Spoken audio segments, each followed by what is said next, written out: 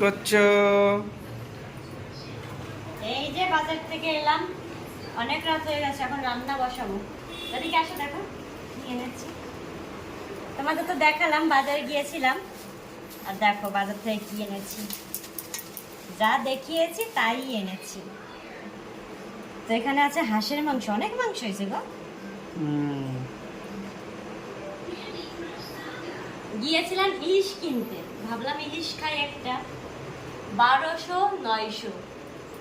তা দেখে যে মানে আমার বর বলে একটু গোল গোল হলে ভালো হয়, কিন্তু অতটা ভালো না, ওই জন্য আনলাম না।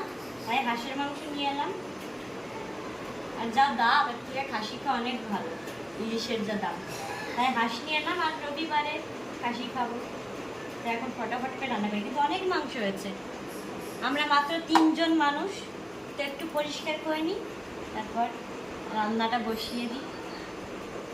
তেল হয়েছে? তেল তেল হয়েছে ভালোই, কম দাম, 500 টাকা হাঁস, আর কত তেল হবে, কেটে কুটে 500 টাকা। যাই রান্নাটা বসে বন্ধ করে দাও।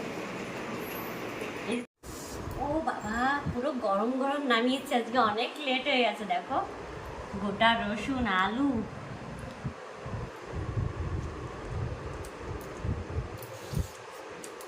এখানে সকালেরটা রেখে দিয়েছি। এত মাংস তো খেয়ে পারবো না, তো ব্যাপক হয়েছে। দেখো